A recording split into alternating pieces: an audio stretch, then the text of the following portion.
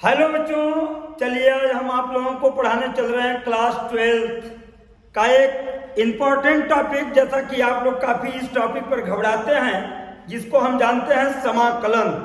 समाकलन को हम बहुत आसान विधियों से आपको बताने की पूरा कोशिश करते हैं। आइए देखते हैं कि यहाँ पे समाकलन का फार्मूला आपको सामने लिखा गया है।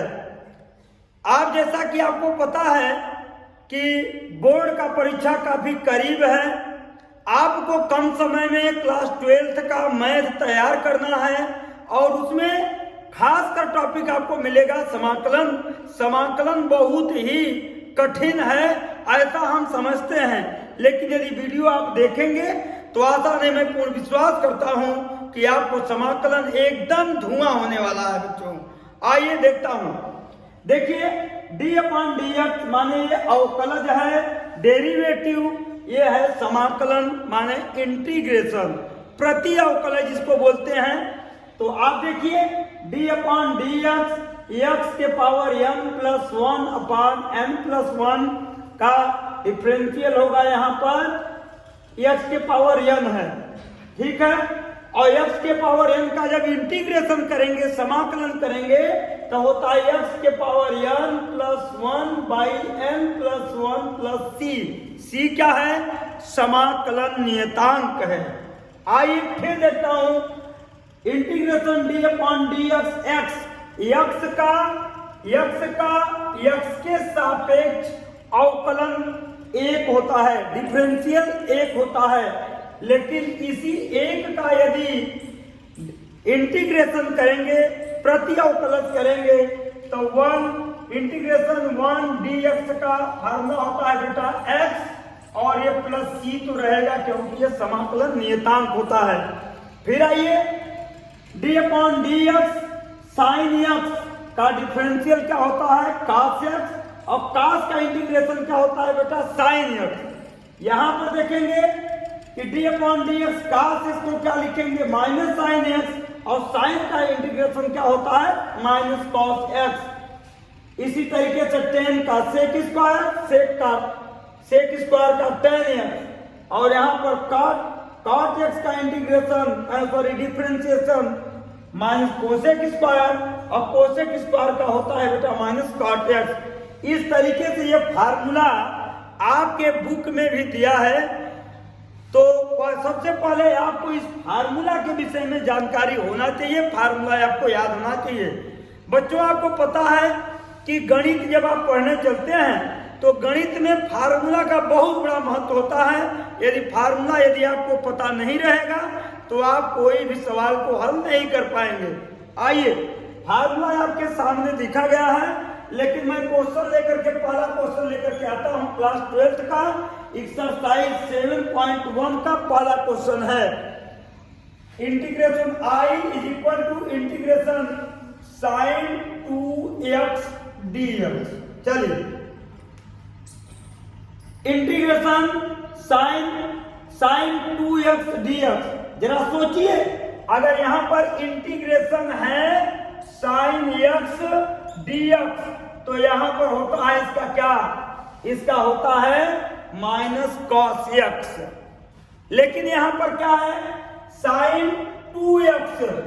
जब कभी भी x से कोई अंक सटा मिलेगा, आप ये समझ लीजिए कि जब कोई भी इस x से सटा कोई भी अंक मिलेगा तो उस अंक का बटा हो जाएगा।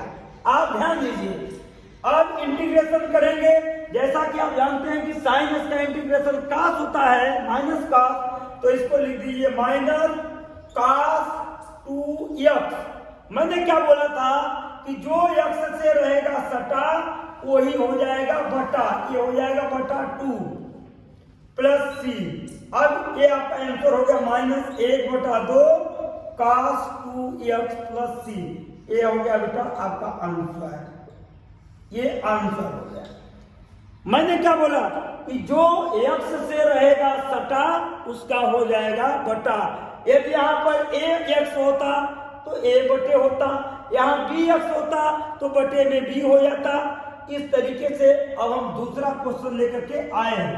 क्वेश्चन नंबर दूसरा देखिए क्या है। चलिए देखते हैं कि अब दूसरा क्वेश्चन है I is equal to integration. Integration क्या है बेटा? cos 3x dx। चलिए अब यहां पर आप बताइए कि cos x का इंटीग्रेशन क्या होता है? cos x का इंटीग्रेशन होता है बेटा sin x। तो यहां पर लिख देंगे cos का क्या होगा? sin 3x। लेकिन मैंने क्या बोला? cos x का इंटीग्रेशन होता है sin x।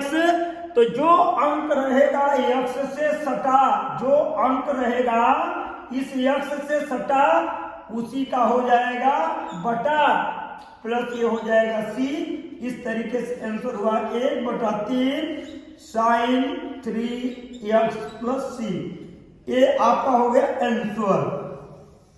हमें आशा नहीं पूर्ण विश्वास है कि आपको ये समझ में आ रहा होगा। इसी तरीके से हम अब देखिए तीसरे क्वेश्चन को देखते हैं। तीसरा क्वेश्चन देखिए, तीसरा क्वेश्चन बुक में क्या लिखा है? ठीक, चलिए तीसरा है बेटा I is equal to integration e के पावर 2x dx। एक फार्मूला यहां पर छूट गया है, आप यहां देख लीजिए। इंटीग्रेशन e के पावर x dx का होता है, इंटीग्रेशन होता है e के पावर x प्लस c, और e के power d upon dx into e के पावर x का होता है e के पावर x। e के पावर x का डिफरेंशियल भी e पावर x होता है, e के पावर x का इंटीग्रेशन भी e पावर x होता है। आइए देखता हूं, ये बहुत ही दमदार क्वेश्चन, बहुत ही आसान तरीके से आप हल करेंगे। e के पावर 2x, मैंने बेटा आपको क्या बताया था कि यहां पर देखिए दिया e के पावर x, तो e के पावर x का समाकलन e के पावर x ही हो रहा है। चलिए e के पावर x का e के पावर 2x ही होगा। लेकिन मैंने क्या बताया था आपको कि जो रहेगा x से सटा वही हो जाएगा बटे 2 प्लस c।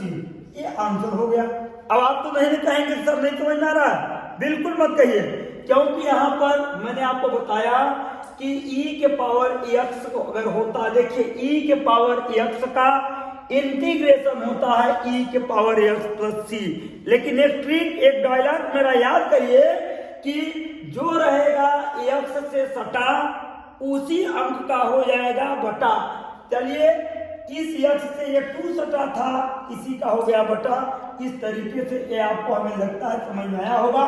चलिए अब हम क्वेश्चन लेकर के आते हैं चौथा। चलिए बच्चों अगला क्वेश्चन है integration I equal integration ax plus b का होल स्क्वायर dx। अब बात समझिए क्या होगा। अब यहां पर होल स्क्वायर दिया हुआ है, तो आप इस पूरे के बराबर, देखिए पूरे के बराबर t मान लेंगे। मैंने क्या कहा था कि जो है x के साथ सटा उसी का हो जाएगा बटा।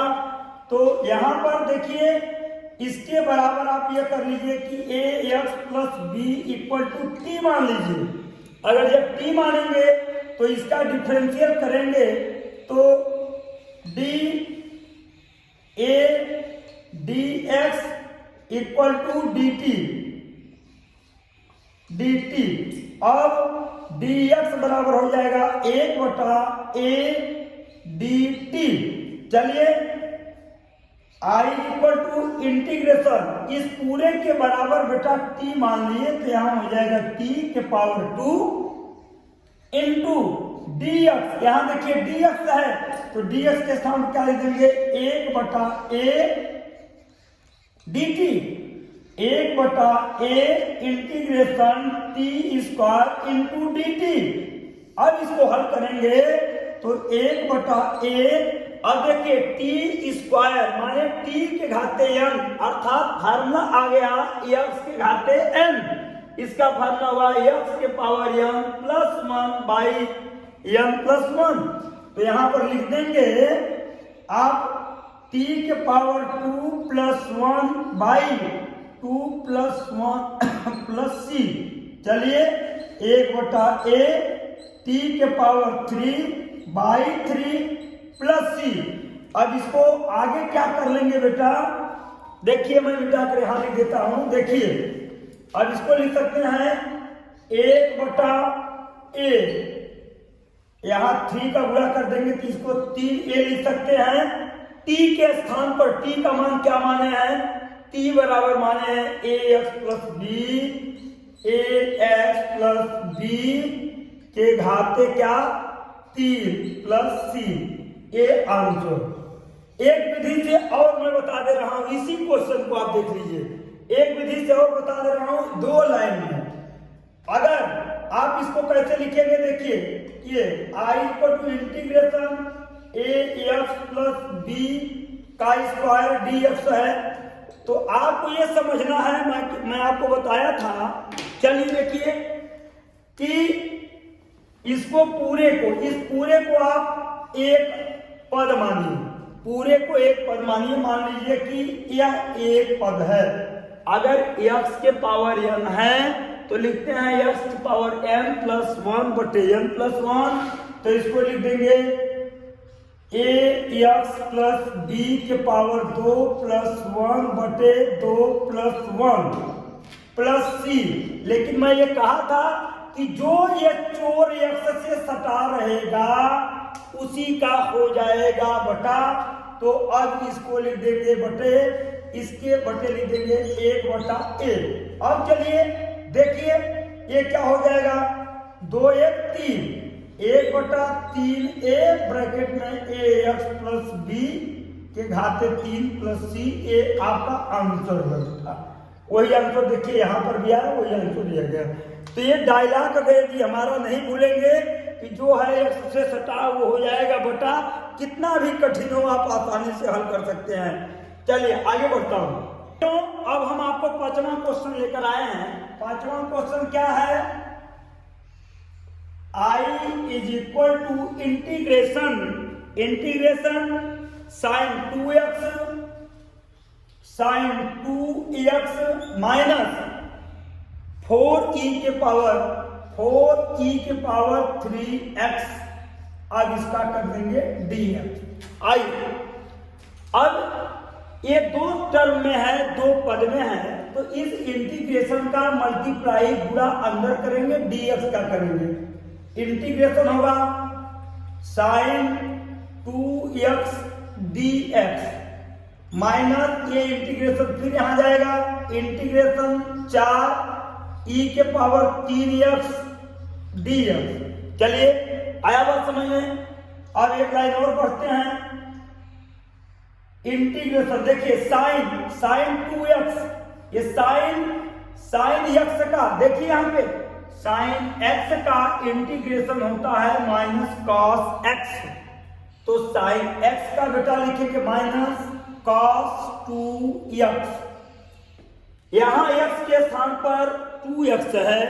तो जो मैंने बोला था कि जो रहेगा x से सटा उसी का हो जाएगा बटा। तो x से सटा ये है छोटा 2, तो इसके बटे 2 लिख दीजिए। अब आगे बढ़ेंगे। -4 कोई भी कांस्टेंट टर्म होता है, 2 4 6 10 1 2, उसको कॉमन लेते हैं, ये कॉमन हो जाएगा। अब इंटीग्रेशन बना बेटा इंटीग्रेशन e के पावर 3x dx। फिर बढ़िए -1/2 cos 2x माइनस 4। आइए अब e के पावर 3x है, लेकिन क्वेश्चन में क्या है कि e के पावर अगर x रहता है, फार्मूला ये बता रहा है कि यदि e के पावर x dx अगर होता तो इसका समाकलन होता है e के पावर x। लेकिन तो यहां पर लिखेंगे e के पावर x के स्थान पर 3x है, तो इसको लिख देंगे 3x। अब बोलोगे सर वहां पर x था, यहां पर 3x है, तो मैं बोला ही हूं कि जो रहेगा छोटा x के साथ सटा उसी को कर देंगे बेटा बटा। अब ये हो जाएगा प्लस c। आपका आंसर हो गया ये। ठीक है।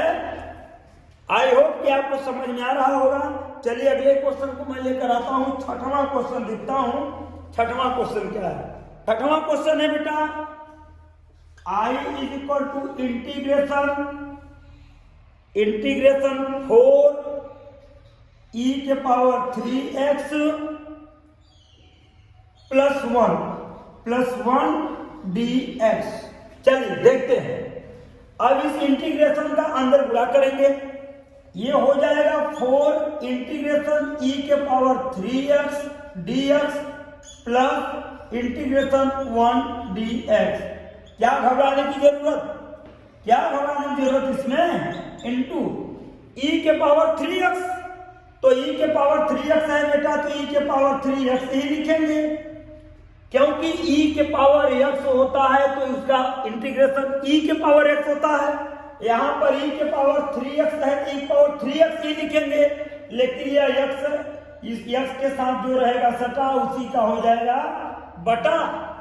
अब हो जाएगा प्लस 1 का इंटीग्रेशन। देखिए यहाँ पे 1 का इंटीग्रेशन 1 dx को लिखते हैं x, तो यहाँ लिख देंगे x प्लस हो जाएगा c।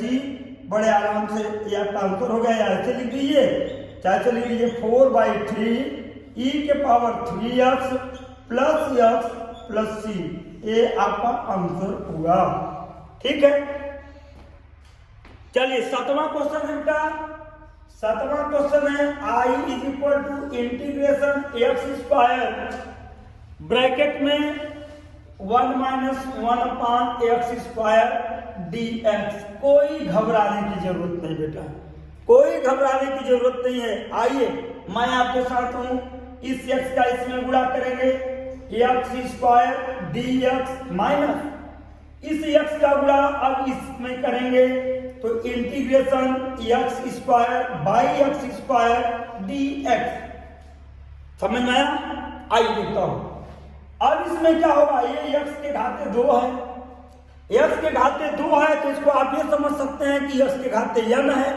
तो बताइए x के घाते n का इंटीग्रेशन क्या होता है? x के power n plus 1 by n plus 1। आइए देखता हूं। तो x के power 2 plus 1 by 2 plus 1 minus इससे ये कट जाएगा, इंटीग्रेशन 1 dx बचा।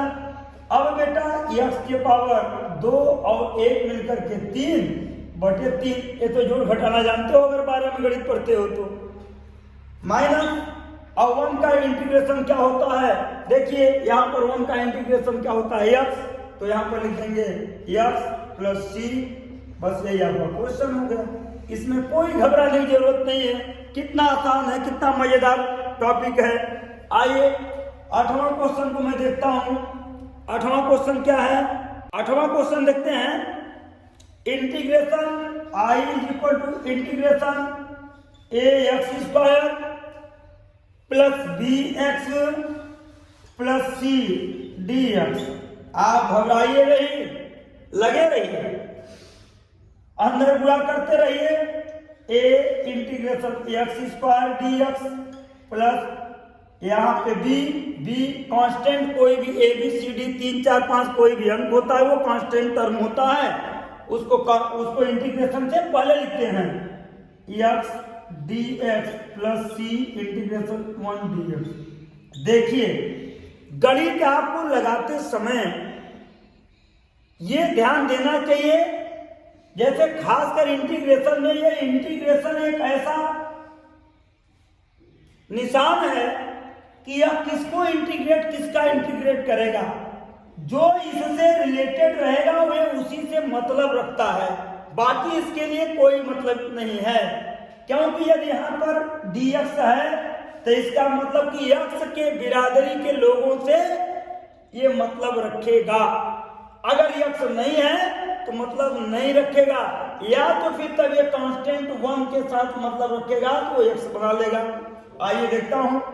ये x स्क्वायर है बेटा, तो x स्क्वायर का होगा formula x2 plus 1 by 2 plus 1 plus b, इसके पावर 1 माना जाएगा, होता ही है। x power 1 plus 1 by 1 plus 1 होगा सर ये कहां से हो गया, कोई भी संख्या रहती है बेटा उसके पावर 1 होता है, तो एक n का मतलब 1 हो गया। 1 प्लस 1 कहां से आया, प्लस 1 कहां से आया, प्लस 1 फार्मूला में है, फार्मूला का लिख देता हूं। और प्लस c और 1 का इंटीग्रेशन होता है x, ये प्लस ये टांग c। चलिए a/3, 2 और 1 मिलकर के 3, a/3 ये हो जाएगा x³ plus b/2 x² plus cx plus c, ये हो गया आपका आंसर। ठीक है, इस तरीके से अगले क्वेश्चन को मैं देखता हूं। चलिए 9वां क्वेश्चन लेकर आया हूं। 9वां क्वेश्चन क्या है बेटा, i इज इक्वल टू है 2x² माइनस नहीं बल्कि प्लस e के पावर x dx है। चलिए ये भी काफी आसान। अब इंटीग्रेशन का अंदर गुणा करेंगे तो 2 integration x² dx plus integration e के पावर x dx। बात समझ में आई? आइए देखता हूं। अब ये 2 इंटू x के पावर 2 प्लस 1/2 प्लस 1, यहां पर e के पावर x का e की पावर x प्लस c। अब हो जाएगा 2/3 x³ प्लस e की पावर x प्लस c, आई बराबर ये आपका हो गया आंसर। इसी तरीके से आप देखिए अगला क्वेश्चन को, i is equal to integration √x minus 1/√x का होल स्क्वायर dx। ठीक, चलिए इसको हल करने के लिए कोई कठिनाई नहीं है, इंटीग्रेशन बनाए रखिए, मझला ब्रैकेट बना लीजिए। यह a माइनस b का होल स्क्वायर है, तो a² अर्थात √x का स्क्वायर a² प्लस 1/√x का होल स्क्वायर माने b² माइनस 2a के स्थान पर √x, b के स्थान पर 1/√x dx। ये a माइनस b का होल स्क्वायर यहां तक तोड़ लीजिए। अब इंटीग्रेशन ये हो जाएगा x plus 1/x minus 2 dx। ठीक है, आगे देखिए अब इसका अंदर गुणा करेंगे, ये हो जाएगा integration x dx plus integration 1/x dx minus 2 integration 1 dx। ये हो जाएगा क्या, x² 2 प्लस 1/x का क्या होगा, log mod में x माइनस 2, 1 का क्या होगा बेटा, 1 का होगा x प्लस c। ये आंसर हो गया। ये